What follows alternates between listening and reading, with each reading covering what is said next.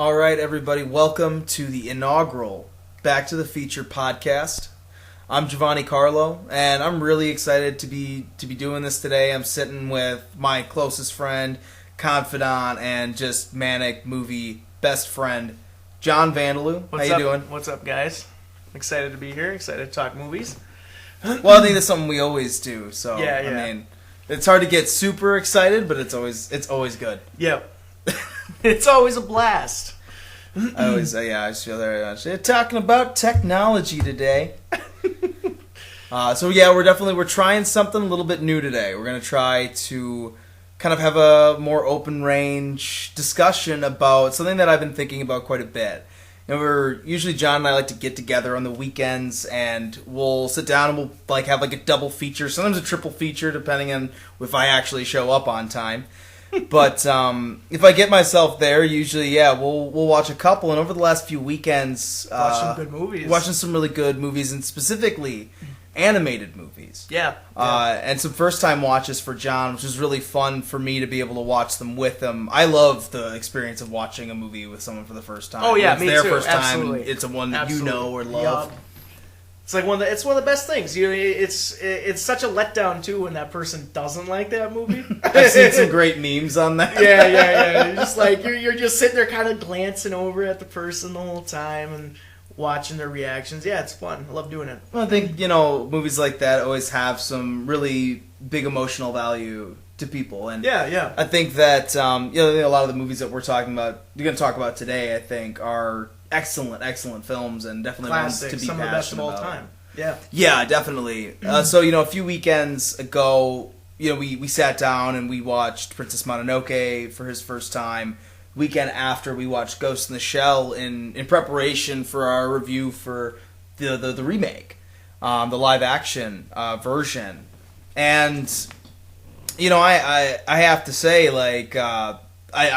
really watching it again, it reaffirmed my love for the animated Ghost in the Shell film. Yeah, such a good movie.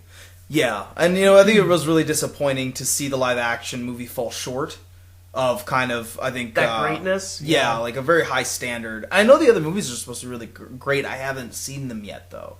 I know they focus more on Batou and his character in the second one, which I think is really interesting to me. Yeah, he's a good character. I've been watching the show too. The show's pretty good. It's pretty good. I'm 5-6 episodes in right now. But yeah, it's a great property. So it was disappointing to see that movie as the live action with Scarlett Johansson, and an actress who I really enjoy as well. Yeah. And I mean, more than just for, her being the Marilyn Monroe of, modern times, but, I think that she is actually a very talented actress as well, and I think a good pick for someone to be a female action star. Yeah, and totally. a character like the Major is really perfect, I think, to launch that. Which is surprising. We still have not gotten a Black Widow movie. There's a lot of talk on that. If it's going to happen or not. Yeah. What would it look like going into phase? Yeah, what would it look like going into phase 3? Little Funko Pop. Yeah, I just picked up my Black Widow Funko Pop the other day. You got it. The other week, I mean. I grabbed her along with Ghost in the Shell on Blu-ray. Nice. Actually, just kind of supporting ScarJo, I guess, everywhere. She's my queen, I guess. But, and then also now this last weekend, we got the opportunity to watch Akira. Yeah, Akira was awesome. Yeah, and it was one, I hadn't seen it in a long time. And it was your first time seeing it? Yeah, first time watch, which I already bought it. I already own it on Blu-ray. That's how much I enjoyed that movie. So, yeah. Well, I mean, it's ripe for discussion right now, because, this is kind of what we're getting into, talking about, Jordan Peele has been rumored now. Hovering around a live action remake by Warner Brothers. Is this a good idea or not? And just live action movies in general, we saw the failures of Ghost in the Shell, regardless of the whitewashing, whatever around that movie. But it definitely falls flat in comparison to the '95 film. So what's Akira going to look like? And with Jordan Peele too. I mean, he's such a good director, at least from what we've seen from just Get Out, which is such an amazing movie. But a small sample size. But we see, small sample size, exactly. What's it going to look like? Or what would it look like if he gets signed on for that and Do we need it? There's definitely a clarity of vision with the original. I think that it really is one of the best kind of like post-apocalyptic.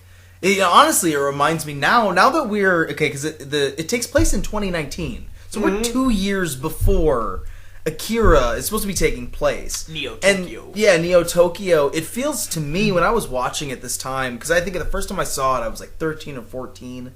So of course I liked the second act of that movie much more than other parts of it, and the third act was weird.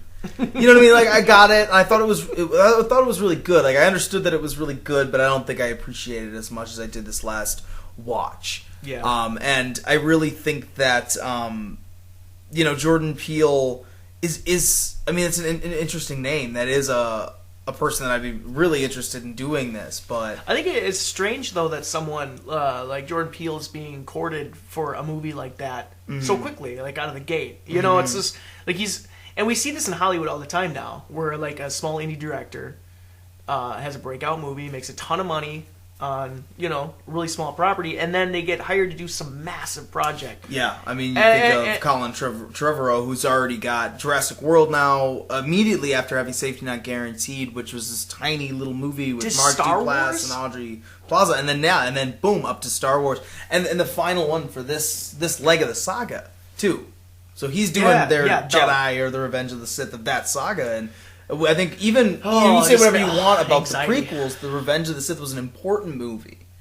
And to those three movies, and for a lot of people, the arguably the best one. And I would probably say it's the best one, but I mean, it's like which, dry turd hurt the least coming out. But it's definitely, though, an important film. And so I think you definitely want someone helming it. And I think that we trust more than, say, Colin Trevorrow, who I did not like Jurassic World at all. No, and what's really accredited to him for making that movie good? That movie wasn't directed that well. It's just dinosaurs, and people love honestly, dinosaurs. I bet that movie was directed by Committee. I bet there a lot of that is second unit stuff that they did, in computers, just making CGI dinosaurs do cool stuff. Quote-unquote cool stuff. Then you got Chris Pratt running around. It's like, does he even need guidance? Like, he just be on screen. In a sense, I kind of hate what they're doing with Chris Pratt in Hollywood. Besides, Guardians of the Galaxy. Besides totally, no. Like they're making him play the same character over and over and over again. I hope that he has more range than that. I think that we have seen that, Zero Dark 30, and I'd say Moneyball and stuff like that.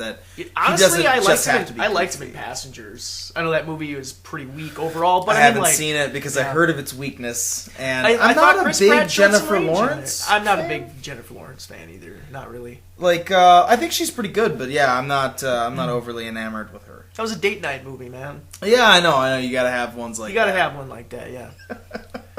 Sometimes we gotta go see Hidden Figures. It happens. No, I mean that one. I do plan on renting that soon. I think it was like the weakest of the nomination films. Yeah.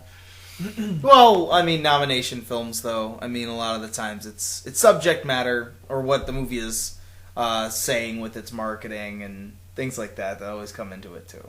Yeah. I think my opinion on movies like Spotlight winning. Best Picture. Best Picture, where I see a lot of love for Spotlight on some groups. It's kind of strange. I mean, I thought it was really good. I liked it. You gonna watch it again? Maybe once. Maybe once more. Maybe once. I couldn't see myself picking it up. I think that it, and I thought it was a solid movie, but I think that a lot of that is the subject matter. It's telling a true story about a very big, heinous event. But Events. Yes. Yeah. We're getting sidetracked, though. We are. We figured this would happen, though, guys, doing a podcast. We're talking about movies here, and we can They're usually rabbit holes. You guys, rabbit holes. Really, really deep ones. But yeah, no, we could sit here for 4 hours. You guys ready for this? But yeah, back to, though, talking about the animated movies that we saw, because, I mean, there was obviously the other one that recently came out, too, in Beauty and the Beast. Yeah. I know for a lot of people that was a very emotional one, because that is a movie, again from 1995, that people absolutely love. Was that 95? Is it? I may have gotten that wrong just now. No, I think that was earlier than that, man. Yeah, I bet it was. You gotta consult the Oracle on that. I think it was 90. Yeah, I know I'm wrong. After I said it, now I know I'm wrong. Well, it was early 90s, regardless. Yeah. 91. 91. So, yeah. I was too young to remember. Give me a break. Yeah, but Beauty and the Beast live action, that's making a lot of money, and it's, I think, mixed overall. I did go out and see it. Admittedly, I haven't seen it yet, mainly because I cannot stand they made LeFou gay. No, I'm just kidding. You're a single 20, mid-20s male. Beauty and the Beast, is that something you're going to go out on a weekend by yourself? I don't think I could show up at the theater solo. Sit through movies. Yeah, maybe I go take my mom or something. Yeah. You know. So that was a date. So it was another date night movie for me. For those of you who don't know, I'm married. So, I get some of these movies squeaked in. But I enjoyed the live action remake. I don't think it by any way means tops the original.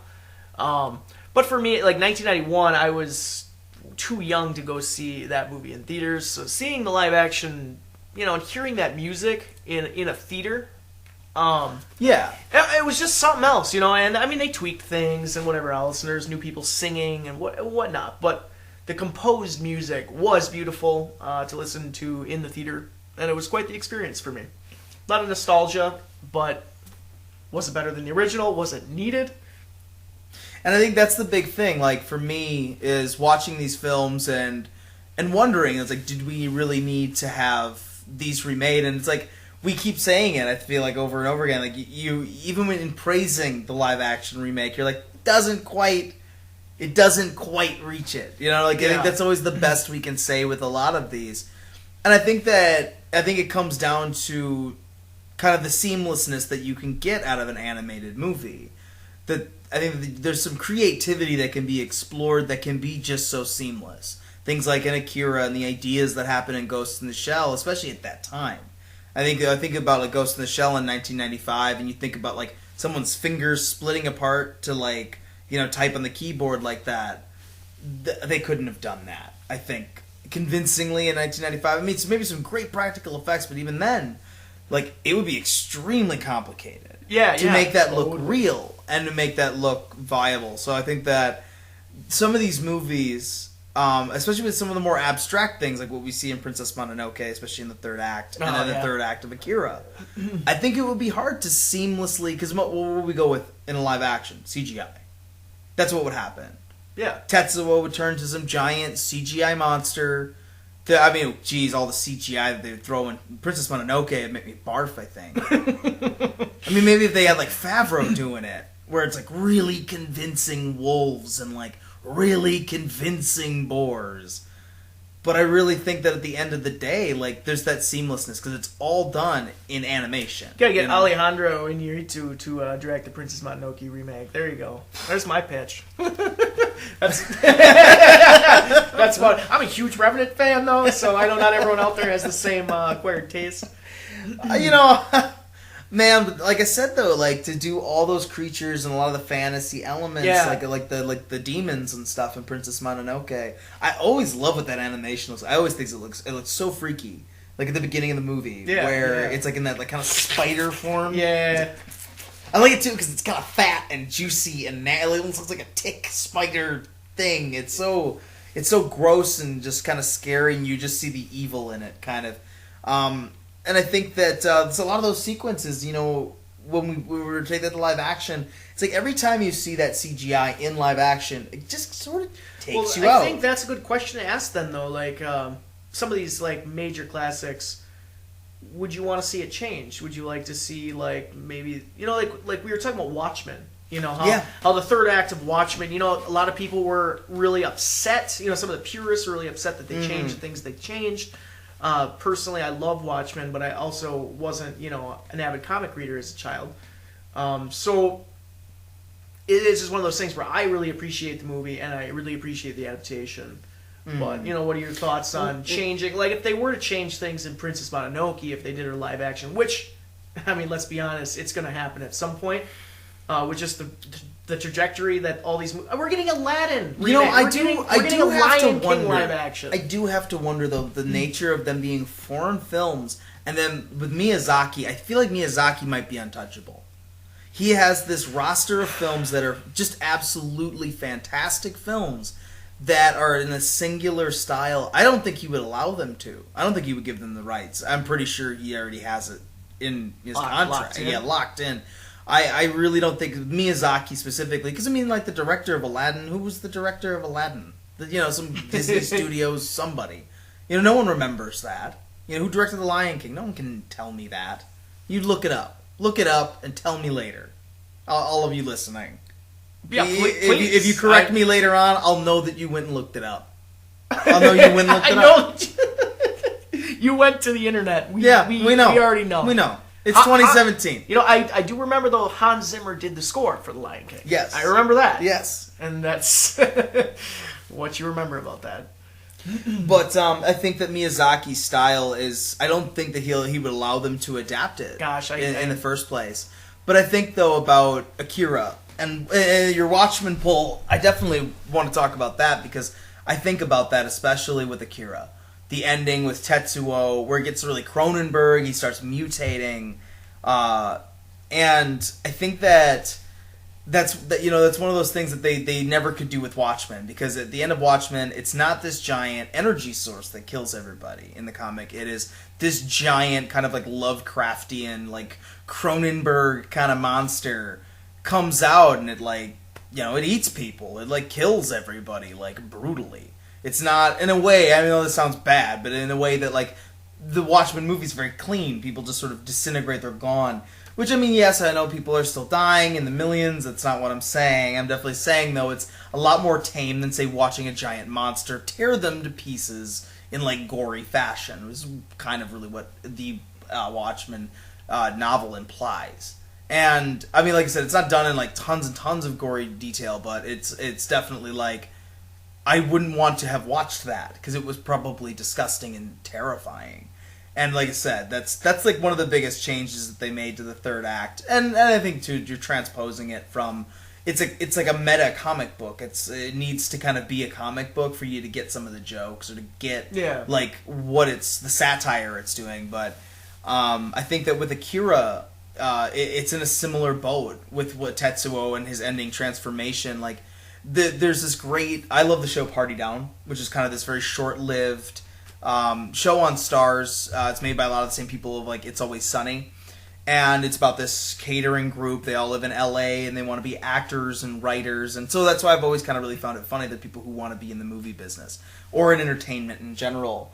So a lot of the references I find to be really funny. And there's an episode where Paul Scheer from The League, he plays Andre on The League. He was just on Movie Fights a little while ago. He was just on Movie Fights, yep. Paul Scheer. And Martin Starr plays one of the characters, if you know him from Silicon Valley, yeah. Freaks and Geeks when he was younger. And of course, which one is it? Knocked Up. He's also in that one. He's the guy with the Jesus beard, right? Yeah.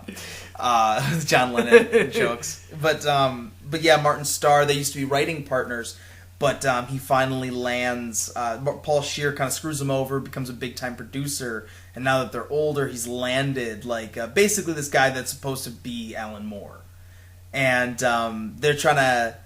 He's basically kind of landed the deal, the guy's playing the Alan Moore look is kind of selling out, he just wants to enjoy, the girls and the cocaine, he's just kind of sick of being edgy and worshipping Glycon, that, he's just kind of... he's more willing now to let somebody touch his work. Which, Alan Moore famously keeps his stuff very guarded and does not like the movies, doesn't like that people adapt them, never wants people to touch them. And so one of the main arguments in the episode is that he can't figure out a way to adapt one of the creatures at the end of the thing that's supposed to be so important, which is literally kind of the direct pull of Watchmen. Was he had to change that, and so the Alan Moore lookalike was all pissed. And that's the thing that was the deal breaker.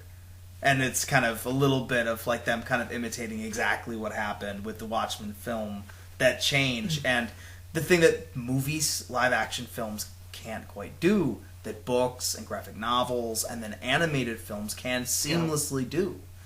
It's hard to adapt. It's hard to bring something to fruition in film. It really is. I mean, I see it all the time, people complaining about the certain little things in films. It's it's hard to make a movie. Yeah. It is extremely hard. how expensive it is to make these effects even look what they do. You know, when someone comes out and says Rogue One is trash, I mean, it's just like, I mean, come on, guys. I mean, maybe the character's a little shallow, but trash? I mean, you know how much work put into that? Like, I definitely don't like the whole thing of, like, some people are like, I could tell that, you know, Peter Cushing, who's been dead for decades, wasn't in that movie, you know. Where I know people who didn't know, or didn't notice, because they didn't know who that actor even was supposed to be. Like, they barely noticed. Like, it is really good CGI. It's like, yeah, we know that it's going to be CGI Peter Cushing. I didn't think that the Leia looked quite as good. You can see the line on her chin, where they put her face on the other chick's chin. Yeah, the actress. But, like, I thought that one wasn't quite as seamless. Good. And you know what's funny, too? You talk about, like, the uncanny valley. Where there's a rabbit trail. It's like, let's just be happy we have, like, that we can get CGI that close to even have the Uncanny Valley. Yeah, they're talking like it looks like Mass Effect Andromeda, and it looks much better than that. You know, where, like, these creepy faces and weird eyes. Yeah. I think that for the most part, honestly, the Peter Cushing recreation was pretty good. Yeah, it's good. CGI for... Especially when we saw it in IMAX, that looked fantastic in IMAX. That looked great. Besides, like, his eyeballs. Like, looking in his eyeballs, I think that you could tell that it wasn't Peter Cushing. Yeah, that's the soul. The windows to the soul, just like Jordan Peele. There was no soul there. Yeah, and that's obviously like the big deal breaker. But yeah, I think that people kind of lambast that stuff a little too. You know what's really good though is the Logan. Stuff you didn't even notice. I didn't even know it was in the movie. Yeah. But like the scene with him driving in the car and that action set piece out in the desert, like that was. Keanu would have done it himself. Yeah, Keanu would have done it himself.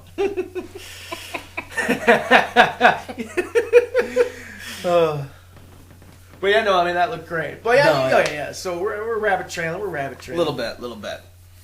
You gotta rein it back.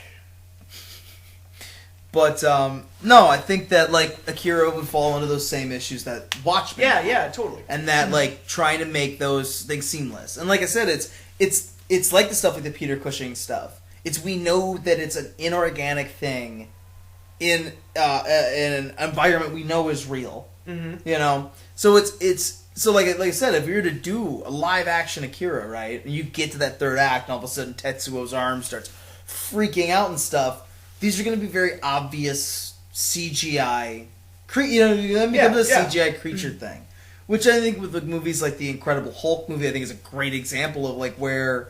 You become so detached then. Like, it's not that, like, seamless thing where, like I said, because it's these two different things. You have a live-action thing, and then you have a CGI, creation. And I think that no matter what, it's never going to be as seamless as when you're in that one format. Everything is animated. Your characters are animated. The environment they live in is animated. So when those changes start happening, I think that if the movie is good enough and you have the emotional attachment to what's going on, I think that it's always going to kind of trump what it looks like. What it would look like, especially now where we're at with live action. Yeah. No matter how good it looks right now, your mind will know, your eyes and your mind will know that is CGI. Yeah, and it's going to just slightly take you out of the movie. Even if you have a great imagination and you're like one of those people that's like very open and you really don't overly criticize. I'm one of those people. Yeah, that you're willing to believe a little bit. Bad CGI, I don't care because I let my imagination run. Mm-hmm. You know, I see that as the character sees that. Yeah, it's supposed to be representing this thing in the story. Yeah, and I think though but for the same time, it's like even when you know that, there's still this extra level of detachment there. Yep, there's always something. Because you're thinking about it. Yeah, even if it's on that minuscule level. I mean, even like in The Revenant, for example, we were talking about that. There's just very small CGI things, and some of it's handled really well. All of it looks good. I mean, the bear scene looked great, but I mean, God, yeah. I mean, like, but which is actually kind of amazing in that scene itself, that you know that bear's not real, and that tracking shot. Yeah. That tracking shot, though. I mean, that's pretty awesome. But there's some of the other stuff, like the wolves and the boars in that one village in it or whatever. They're fake. You can just tell, and you're just like, no, those are fake. So you're always thinking about that. Your mind always catches those things. That's what I'm worried about with Alien Covenant too. Yeah, I don't like that. It looks like it's a very. They've shown so much of a CGI xenomorph right now. It's kind of bothering me.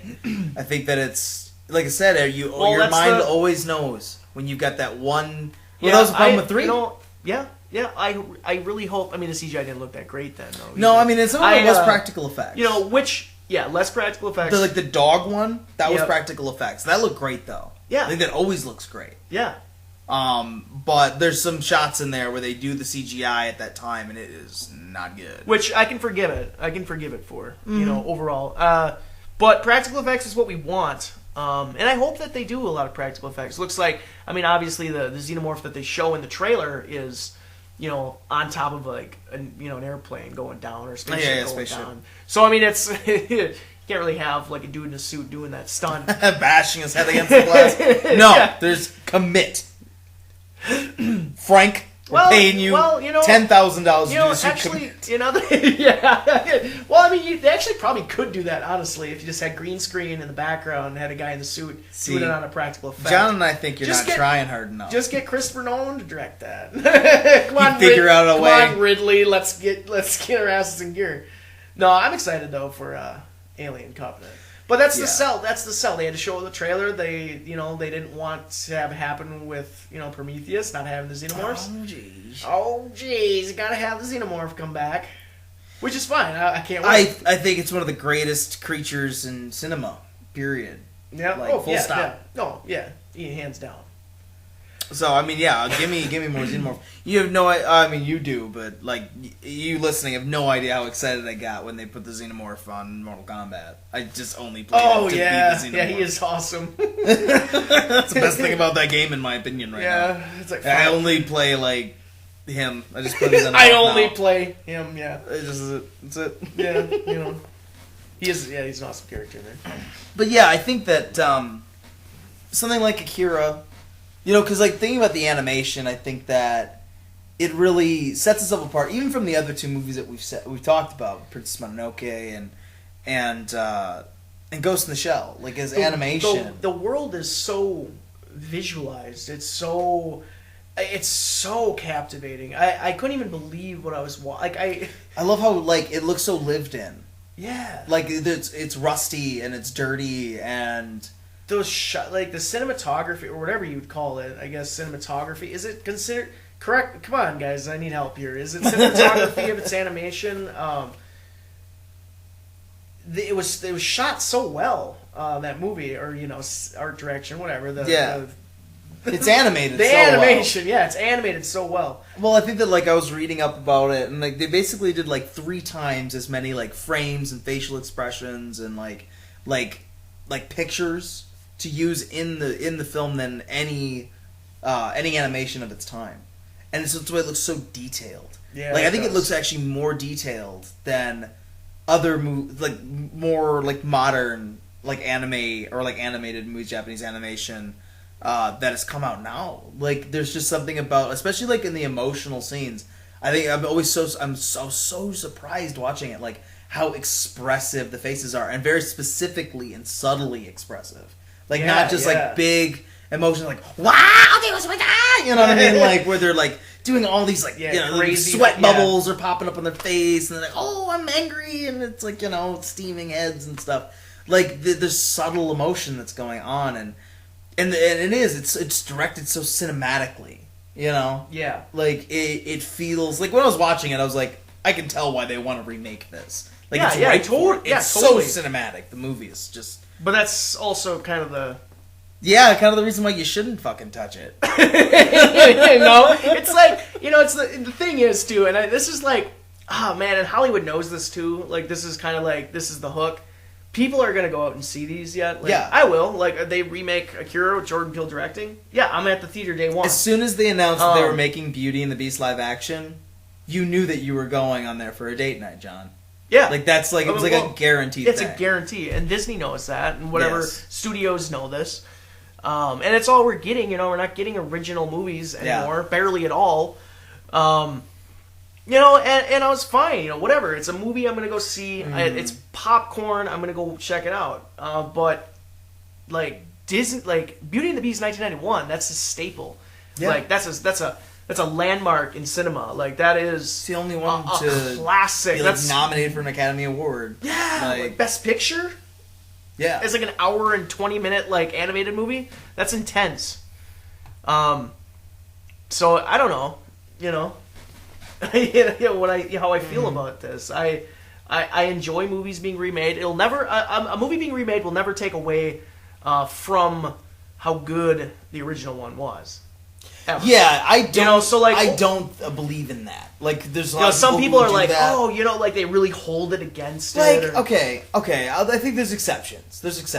If it changes parts of the story, like Jason Bourne that just came out. Yeah, yeah. Like if it fucks up the story or the character, Jason Bourne. I think TV shows have that problem. Ruined the original trilogy. Yeah, I mean, it just made it ridiculous now. Like, it's just kind of ridiculous. Like, we're gonna go back. We're gonna go back full circle and change who yeah. One of my least favorite movies from last year. Oh yeah, total just bland disappointment. Let down. Yeah, no, but sorry. He punched that muscly guy fast though. Did you see that part? Yeah, which they didn't even. They didn't even use the good shot of it. They didn't even use the cool shot. They put the good shot in the deodorant commercials. Don't worry. Sorry, Matt Damon. We need a segment now on this podcast. I'm sorry, Matt Damon. I'm sorry. With Matt the Damon. next week we'll be apologizing for Elysium. No, but no, I think that it does. I think about a lot with these ones about do they really need to be remade, and like we were saying, I don't think Miyazaki will ever let any of his stuff get remade, and that's fine. I wouldn't want to be that director. Like, to redo Spirited Away or something, which is such a creative and like beautifully animated film, and I know that's one you haven't seen, but yeah, it's next on my list. Basically, very it's soon. The big draw is that she is at this like hotel bathhouse. I watched the last movie fights. Okay. Yeah, so they had the Grand Budapest one, which I was happy about because I have seen that one. So I mean, it's definitely this extremely imaginative movie that has very specific imagery to it. Yeah, and that is his highest rated. That's what a lot of people consider his best one. Yeah. My favorite is Princess Mononoke. I think it's one of the great fantasy. Yeah, epics. no, it's great. It's amazing. In some ways, I kind of mentally compare it to something like Lord of the Rings. I think in its scale and epicness, of course, it doesn't span over 3 movies, but I think that it has this really high fantasy kind of element to it. I think the amazing musical score helps with it too. Lord of the Rings is a great score. Stuck in my head. Mononoke, all day. Yeah, well, there you go. I just reminded you of it again. No, it's been going just nonstop. Just loop. Yeah, that movie is amazing.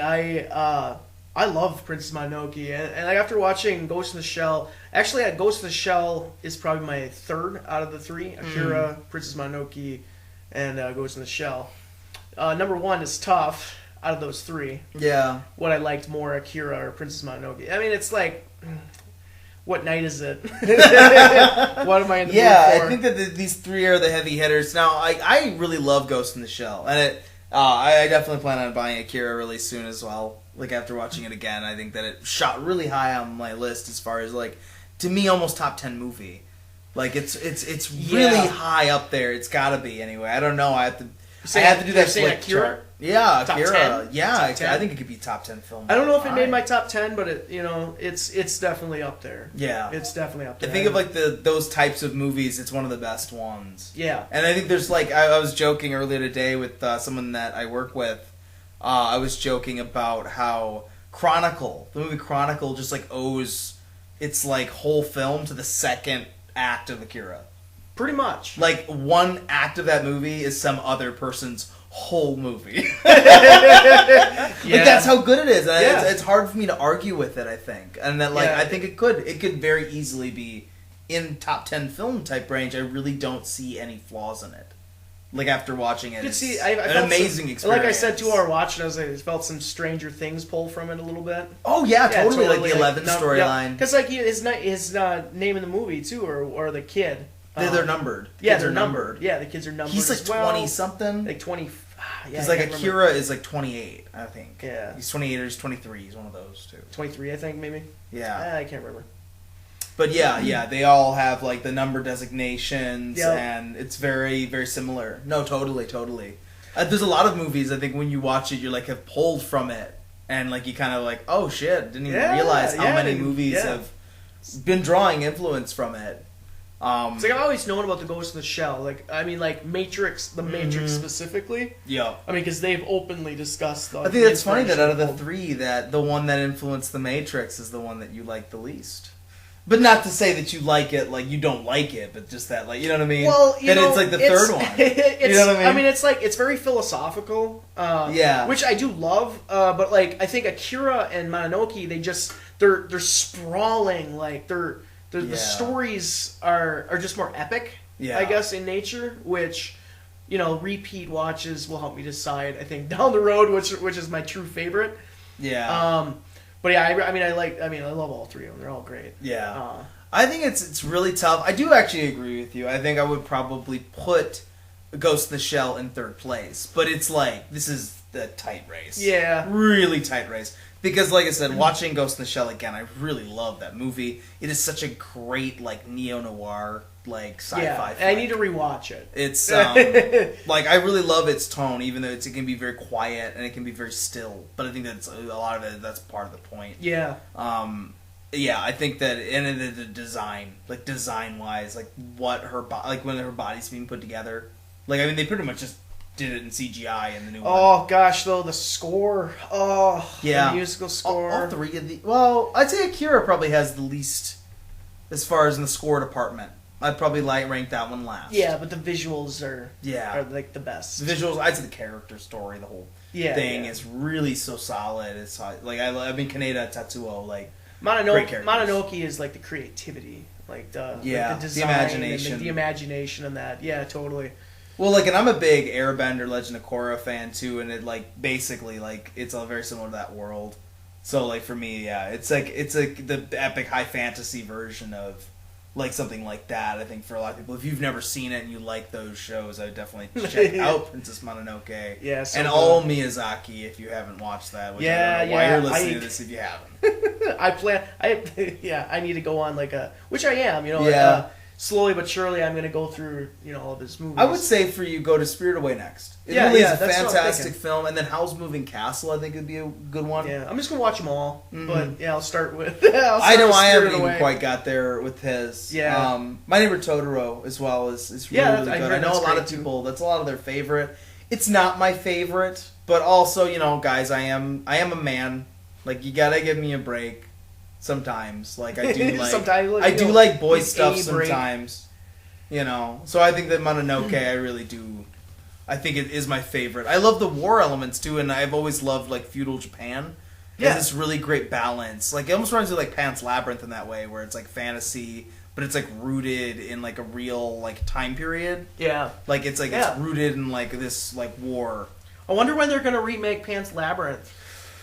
I was actually just everyone. telling someone today the story of when I first watched that movie, Pan's Labyrinth, and it's actually fairly interesting because they brought up Aragon, that movie about the dragon that sucked. Oh yeah, that Jeremy Irons paycheck that happened. Because me and my family went to Mexico and we were staying like in like this like big trailer, and there's like the three younger ones picked out some movies and they picked out Aragon and Pan's Labyrinth. But they didn't know what Pan's Labyrinth was, so they saw the cover and they're like, "Oh, this looks like a really interesting fantasy movie." So we watched Aragon and it sucked. And they kind of liked it. They were pretty young, so it's okay. You know what I mean?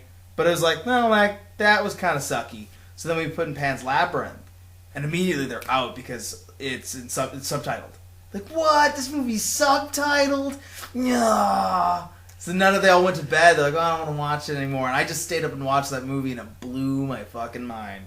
Yeah, that's what I'm saying, though, man. That's what I'm saying. Hollywood wants to take advantage of that, and they want, you know, Yeah, because of those kids going, oh, I don't want to read. Oh my gosh. Yeah, hearing stuff like that just eeks me. Like, even like the film's in black and white. Like, I'm never gonna watch that.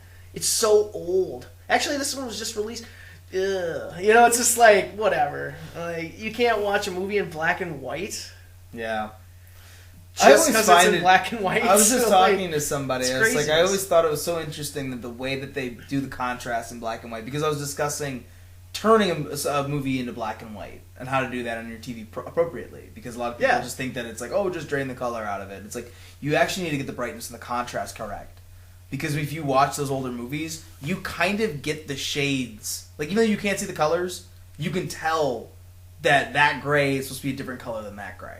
Yeah, you can see the different shades. Like, maybe you don't know if it's a blue or it's a green suit or it's a gray suit. You know what I mean? But you know it's that shade, and the things that are that color look like that color. And so the contrast is important, because then it has texture to it. And people, when they say it's in black and white, they kind of really, I think, misconstrue what that means. How many movies have you watched now in black and white? I know you watched Batman Returns. Batman Returns is my big one, because I was going through my Blu-rays with people, and they were picking them out, and they're like, you have Returns on Blu-ray, but it's like the only one you have on Blu-ray. I'm like, yeah, when it's like Batman Day and stuff, like, that's what I watch. I actually watch Batman Returns in black and white. And I adjust the contrast. I haven't done that yet. I still need to watch it. It's a awesome film, because it basically looks like the highest budgeted, greatest 1940s movie ever created, because he has already that 1940s and 50s Art Deco style to the Gotham. Yep. And because when you watch it in color on Blu-ray, you can tell that they're sets. But when you watch it in black and white, they look like great versions of the sets of those times. Yep. And because everyone's characters are shades of black and white and gray, like Michelle Pfeiffer in that costume in that movie, even Penguin, like Danny DeVito in that is And of course Batman himself, and like I said, in Gotham, I think looks fantastic like that. It really makes that movie. I don't know. It makes it look like just this awesome Ed Wood movie, which I'm sure Tim Burton is what he wanted. When I watch it like that, I really believe that I think Tim Burton wanted it to be viewed that way.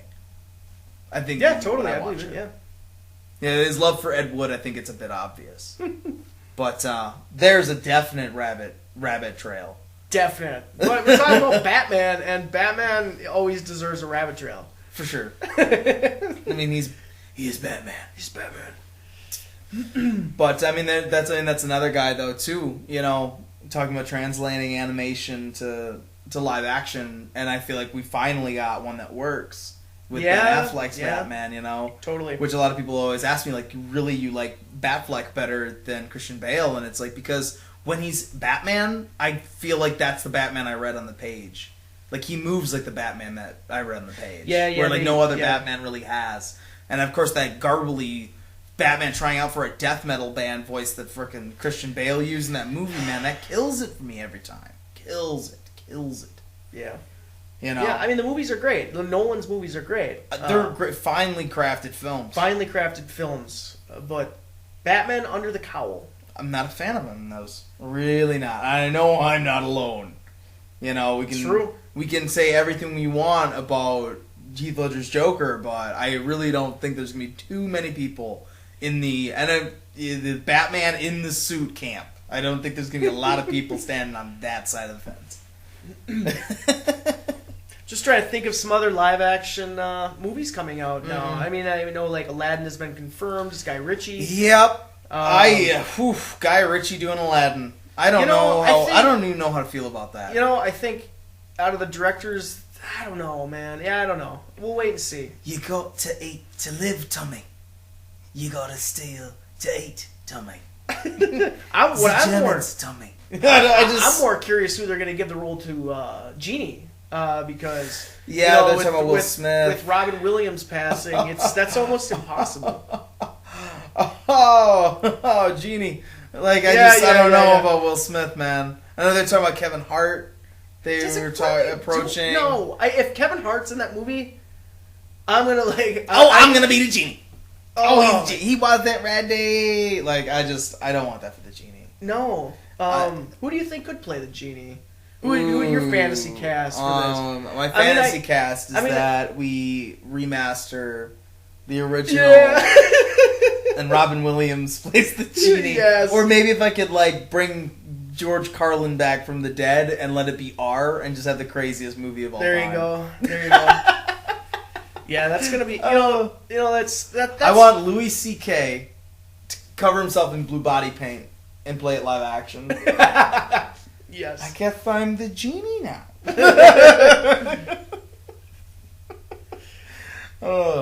Honestly, I think that the idea. I'm so opposed to the idea of there being a new genie that I boycott. I boycott your question. Hey, that's fine. Man. I don't have that's an answer fine. for that. I don't really have an answer either. Because I definitely don't want to see it. I just saw a picture of like Jim Carrey being a fantasy cast, and it's kind of like, well, I mean, he's an icon of that time and coming out, and yeah, you know, whatever. I just can't see anyone else, and there is no one else. There is nobody else that can do what Robin Williams did. So just that alone is going to be tough. And I think this is the things that we come across with these, is that, you know, because we know we're going to get Lion King. We're going to get all of them. We're going to get all of them. I think that for the most part, they keep picking these movies that don't need improvement. And that I think that have these iconic things to them. You know, like Aladdin, like Robin Williams as the genie. You can't really replace that because it's like following Heath Ledger as the Joker. Yep. You know, they're always going to end up looking like Jared Leto, you know, at the end of the day. I mean, maybe they have damage on their forehead, maybe they don't, whatever, they make good life choices, but they are going to kind of be in that same really shit-filled water where, you know, no matter what you do, they don't think it's going to work. Yeah, good luck. You're damned if you do, damned if you don't. Because you can't go in there and imitate the guy. Nope. And you can't. And if you got to do something fresh that works, that people are like, this is just as iconic as the last time someone did it. I just don't. It's lightning in a bottle, you know. And I don't even know how is Lion King even going to work. Like, how is that movie even going to work live action? Well, Jon Favreau's doing it. Jon Favreau's doing it. Yeah, and he's the only one, in my opinion, who's made a animated to live action remake and did a great job. Yeah, and actually improved. It's barely live action, though. I mean, you know what I mean? It's yes like and no, but this is the thing I was talking about with Princess Mononoke and why I wouldn't want to see it is because how much fucking CGI would that be? It would be like the but you'd have like fields and you'd have like you know, you could have like feudal. I would say Jon Favreau making that look live action is like the greatest trick in cinema in a long time. It's true. Like a lot of those sets looking like the jungle. That's a big trick. It's a good movie. It was a good movie. I think it's the only one that I can think of that it was actually a better movie. That's an example of taking a property. You know, well, I mean, they did it. There was already a live action Jungle Book in the early '90s, which not very good. It wasn't a very good movie. Not a very good movie. I haven't watched it. In the Mortal Kombat. It was. They had that same amazing, glorious '80s mullet. I think that's why I get them confused. I can't remember his name now. It was Johnny Tsunami, but It was Brandon. It was Brandon Lee. Yeah, Brandon Lee. There's that live action remake that I think that one barely counts, but it wasn't an improvement. Like I said, this one's the first one. I think that it's an improvement on the previous film because I think that the animated Jungle Book movie is not very good. Exactly. It's actually not. It's one of the weakest Disney films, period. Which is interesting. They chose that one to do it first. And it did so well, now they're like, oh, we got to get the biggest, the classics, and the best ones. Yeah. It's like, why don't you do like Fox and the Hound? I think that's a movie that you could explore something new. Because like, Jon Favreau filled up the storylines in the Jungle Book that were more interesting. He cut out the things that were less interesting. You know what I mean? He filled this world out a lot more and made the idea of it being more of a live... It's a lot of CGI. But more of a live-action type film. I think that, like I said, that movie, there's a lot more going on for an audience to latch onto, where the other one is pretty kind of just shallow, filled with musical numbers and some subtle racism. But I think that it's the only example that I can find of that positive example. I think Mulan, though. Mulan's a great one. I think that I want to see that happen. Yep, I do, and it's perfect for it. It's a movie that has places to improve. Yep. And it is a movie that when they did it the first time, especially because of how they're going to be able to do these live action, like what we've seen them do in the Pirates of the Caribbean movies, these set pieces could be really enormous and amazing battle sequences. And I hope they utilize it, and I hope they make it. Because, you know, like, every once in a while I get a little worried with Disney. With some of their set pieces that they choose to use, they just feel clean. I think that like Mulan should feel like almost like a Joan of Arc kind of movie. Maybe they don't burn her at the stake at the end, But I mean, like, I think that she should be this really great, strong character for little girls to look up to. Yeah. And like, and be able to just kind of let's see her be awesome. You know what I mean? Yeah. And like don't play it like, because what they'll do if it's on female-led movies is they'll downtone like the drama, the epicness of like a battle. Like the battle will be kind of an afterthought. It's more about like the melodrama because we want this appeal to women. And all women want to apparently listen to is melodrama, and it's like I don't think that's true. I want to see the Battle of the Bastards, but with Mulan in the middle. Mulan, exactly. Yeah. Like, you know, just as character driven, just as emotionally satisfying. I mean, not as brutal as that. I mean, of course, I don't think Disney would do that. But you know what I mean. You know what I mean. If it is like that, take my money. Jeez. Mulan escalated quickly. Well, it's a war. That really got out of hand fast. It is a war movie. I mean, well, Eddie Murphy was here. It was Mushu, and then Mushu. Well, bye. That may have been on the border of racism. But yeah, you know what I mean. Though that's what I mean. That's what I mean by it. And then I think that's one that I like a am looking forward like a visceral epic like experience. And yeah, I'm excited. I like am Lord really of the Rings. Like even if it's like the Hobbit movies, like of that kind of scale, like that would be really cool to see. And like I said, not downtoned because she's she's a lady character and we're just gonna focus on her boyfriend and stuff. And attract to like 12-year-old girls. It's like, no, come on, let's get everybody in. Make her like Emily Blunt, like in Edge of Tomorrow. Like she's a full metal bitch. You know what I mean? Yeah, there you go. You know, I think that I would love to see that. I'd love to see that because I want to see. We're gonna cast ScarJo as the lead. Oh no! This one, I actually might be able to back up the controversy on that. Yeah, no, totally. Yeah, absolutely. Oh, my goodness. That would be awful. Margot Robbie is Oh my gosh. I just like, who's the whitest person you can think of? Like, who's the whitest woman? Anne Hathaway is Mulan. It's just a glass of tap water on a horse.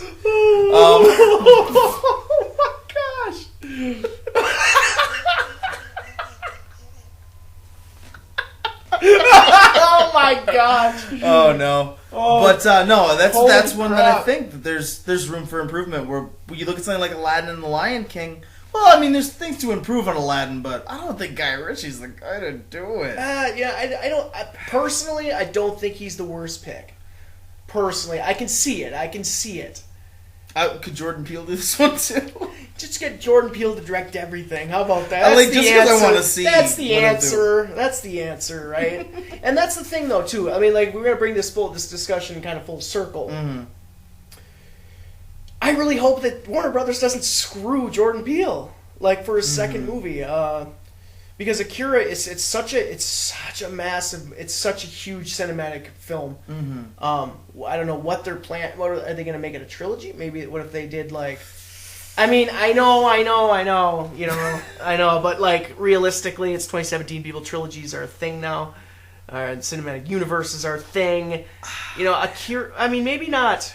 You would find me in some upper levels of nerd rage if they tried to make that a trilogy. Well, what if you did a double feature? I'm just saying, because like I don't know what I'm saying.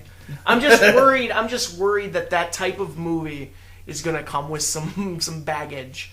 And they're pulling out Jordan Peele. You know, maybe he'll make it really good. I don't know, but you got to have a good writer too. You know, I definitely I gotta call into question though with some of this baggage because Ghost in the Shell was such a hotbed of controversy. You know what? I remember being younger and watching these films, and I don't remember lots of other kids doing that. So a lot of these people who are around my age, I really wonder if some of them really are as big of fans as this thing they get up in arms about. You know what I mean? It's like all these Akira fans are going to come out of the woodwork now, you know what I mean, that probably weren't before and complain about this film. You know, I mean, I think that happens with the internet all the time. I think it'll be it's a tough movie to make. Yeah. I will say that Akira is going to be an extremely tough film to make. And no, as much as I just kind of lampoon people for doing what I'm about to say, I definitely feel, though, after watching Akira again recently, I'm in the camp of I don't want to see them remake it. I think that they should let the movie stand the way it is. Watching it now, like I said, it's such a cinematic experience. The animation is so detailed, and it it does everything that a film would do. Live action version of any of those things. And that's really the question. I mean, that really comes down to the question of this episode in general. I mean, can a live action movie? I mean, would a live action movie improve upon this? Yeah. Or why is it that we think that live action would make it better? Like, why is it thinking that is somehow better than animated? Well, because people are really doing it. Yeah. I guess, really, that's especially really nowadays. That is hilarious. I guess I don't know the team of people that have to get together just for Captain America to look like he knows how to do those little kick flips and stuff. Yeah. I wonder how many life waters Chris Evans is drinking on the sidelines. Well, you know what I mean. Well, crews of stunt doubles are coming in to make Captain America. And I'm not trying to rag on Chris Evans. I really love him as Captain America, but. Yeah, but we're talking about filmmaking, how a film of that size is made. Yeah. Yeah, then just be honest here. Yeah, how real is that? You know what I mean? Talking about it would make it so much more real, and no, at the end of the day it wouldn't. And we were kind of talking about it with the Watchmen. We were talking about Watchmen and stuff. Is that we know exactly what they would do for Tetsuo in the end. And the third act would just turn into a CGI mess. And then, even if someone like Cronenberg did it all practical, it would still probably look very fake. As great as practical effects can look, it would still, that would be such a hard thing to be able to even create. It's too large to make a practical effect. Yeah, there's a reason why the Cloverfield monster is barely shown. Yeah. Give the tension of the unknown is the better aspect and really, Tetsuo's form is really similar to what the look of the monster in Watchmen is. That people, even when they made Watchmen in, 2006 or something that they made that movie? 2009, I believe. 2009?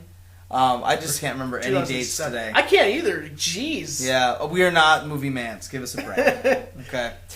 But, they couldn't do that movie just then, and, they couldn't do that effect then. I don't think they can do it really Akira now without making it just a big CGI thing. Unless they changed it a little bit, which... Yeah. I don't know.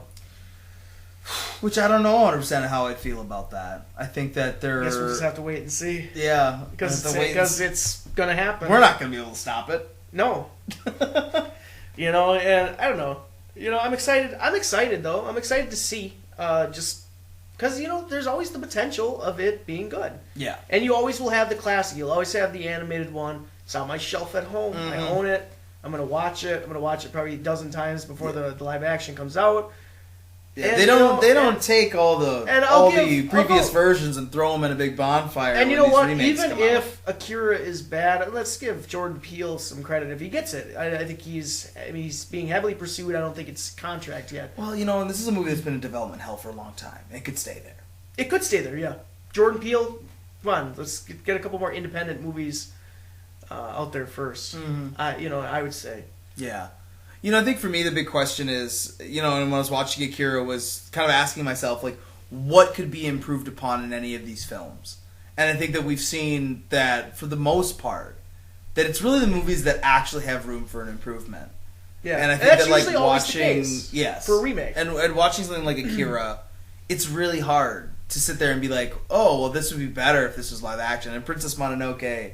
itself, I don't think like I said earlier in the podcast, I really don't think Miyazaki will ever let his stuff be made in live action. I really think that those movies don't have anything in them that would be improved upon, if anything, because you're trying to implement these CGI effects into this real live action world. It will never be as seamless as animation changing into more animation. No. And I think that as long as you are capable of watching something like that and being able to emotionally invest in those characters, it doesn't matter. It's so seamless. Well, if you're a fan of movies, you're going out to watch a movie. I'm not a fan of anime. Mm-hmm. And honestly, I don't watch... I really do have to ask you, what is it about it specifically that kept you away from it for so long? Anime? I think it's just the style of animation. Well, in detail. Oh, man, it's hard to describe. I think it's just how... Well, when I was younger, when I wasn't a cinephile, I guess, reading subtitles was something that, I wasn't that fond of, and most anime is subtitled. Or at least me growing up, it was different, you know. There wasn't like the access that we have now. We have like shows like Legends of Korra and like Last Airbender, which that's not anime, but heavily influenced. Heavily influenced, yeah. Whereas it was just, I don't know. You know, I don't know. Mm-hmm. I don't know. Maybe it was prejudice deep down inside me. I don't know. No. We gotta break that glass ceiling. I just wasn't exposed to any of it, I think is really the thing. And it was so different from everything else. Yeah. And I think that they definitely can go to like some higher... have more liberties to do some more out there things. Yeah, and a lot of it is really graphic too. And I was, I was in a pretty strict home growing up. You know, I didn't have as much freedom to watch. Just like, oh, let's watch Akira at age 12. You know, I wasn't. That was not me. Yeah, my parents didn't give a fuck about me. So, you know, it's like, but like watching it now, and I'm just like, you know, I brought it up even too. Just like, man, that's like one of the best movies from the '80s. Like, how have I never seen this until now? I'm 27 years old. Just finally watched one of the 10 best movies from the 80s. Yeah. You know, and even trying to narrow it down like that, it's so good. Yeah, it's so good, and it's just, you know, it's Japanese, it's subtitled, it's animation, it's super graphic. It's just something I would have never watched as a kid growing up. So, which I'm happy though that I got to enjoy it for the first time as a cinephile, as an adult, and yeah, I mean. If there's a remake, there's a remake. If there's not, whatever. It's a great movie. Yeah, I definitely do like that notion. You know, and that's kind of how I feel with any live action remake. It's just kind of like, you know, some people get so up in arms about, oh, they're making my favorite movie. Well, your favorite movie is still your favorite movie. Who cares if they're making a new one? You know. Yeah, I really like you bringing up that notion. And like I said, I think you get a lot of people acting like they're going to take all these films and throw them in a bonfire. Yeah, it's like they're not doing anything to your movie. Yeah, like they're it just still exist. They're just making another movie and trying to do it for profit. It should never and will never take away your love for the movie that you love. I mean, some people I guess would be angry about the selling out part of it, but a lot of the times it's not the property's idea. Yeah, you know, sometimes the creators aren't. Someone bought it and is trying to sell it in a different way. Mm-hmm. It's like Beauty and the Beast. You know, either the remake, the live action, you love it, you hate it, whatever. I'm mixed on it. You know, I'm gonna rent it soon. You know, I gave it 3.5 stars. I think out of 5. It's fine. It's enjoyable, but it's not, you know, a 10 like the original Beauty and the Beast, which is one of my favorite animated movies of all time. Belle's one of my favorite Disney princesses. It's got some of the best music. Yeah, like you said, nominated for Best Picture as an animated movie in 1991. So it's just whatever, you know. Now maybe I'll watch the remake again, one more time, two more times, whatever, you know. But I have the Disney classic to always fall back on. So. Which I'm happy my daughter loves that movie. You know, and if there's audiences that it does work for, if it works for some of these younger audiences, then it works, and it's still a win at the end of the day. And that's where the subjective. Yeah, we don't know how people are going to react to them as time goes on. You know what I mean? If maybe they last. I always love that concept of, you know, like movies like The Shining or Scarface and things like that, where it was only like after they had been out for a while that people realized that they were great. Donnie Darko, Psycho, Psycho, another great example, and these movies that like it takes a while. And then not only the cult classic thing, but like become critically lauded. And totally. You know what I mean? That like critics are like, okay, we were idiots. What? It's a Wonderful Life is a great example of that. Well, wasn't Citizen Kane was like that too? Yes. I mean, Citizen Kane was like misunderstood when it came out. It's only later on. It's only later on that you realize that that was way ahead of its time. That's why it was misunderstood at the time that it came out. So I doubt that the live action Beauty and the Beast is that. Yeah, but you know what I mean. Too bad too many people like Get Out, because that would have been my vote for a movie early on before I saw it, and then I saw people react to it, and they loved it. So I think that one I was like very close. I think it could be very close. I think that if it got wrapped up in the wrong kind of controversy in the media, I think that it could have gotten derailed in its public opinion. Yeah, totally. I think that you see that happen a lot of times with movies where like public opinion about like expectation like will ruin like how people talk about a movie from there on out. Age of Ultron suffers from it. Alien 3 suffers from it all the time.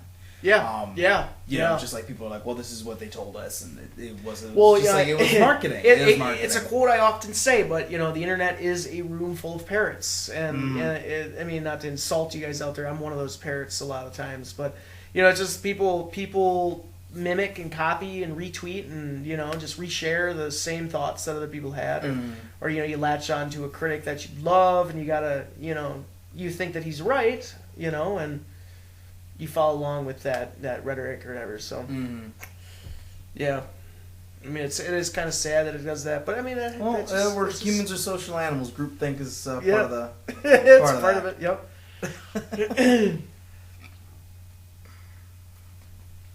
So, guys, we've definitely gone on and on. We've talked a lot about a lot of different movies today. Yeah, a lot of different movies. I think that we definitely have kind of landed on our feelings about some of these live-action remakes of animated classics. And, who knows what the future holds for something like Akira. I really hope that the movie... I mean, like, as you said, the notion of the movie will always stand. The movie will always stand. It'll always be there. It'll never be uncreated by a remake. I'm really hoping that we start to get better at discerning the ones that we need, and I think that's the big thing that I think I take away from it is that movies like Akira probably don't need it, but something like Mulan, that gets me excited. Totally. Hopefully, the future for some of these remakes is brighter than some of the ones that we've got so far. Like I said, I just hope that they pick the right ones. So, guys, I really hope you guys enjoyed this first time I was trying to do a podcast. I hope we weren't too redundant like I was just a second ago. And I hope that you guys really enjoyed listening to us and there wasn't too much crosstalk. So just let us know in the comments what you think about kind of our first shot at doing this. Remember, you guys can like and subscribe to us on YouTube at BacktotheFeature. You can find us on Twitter at BacktoFeature and on Facebook at /BacktoFeature. I've been Giovanni Carlo. And I'm John Vanderloo. And we'll talk to you guys next time.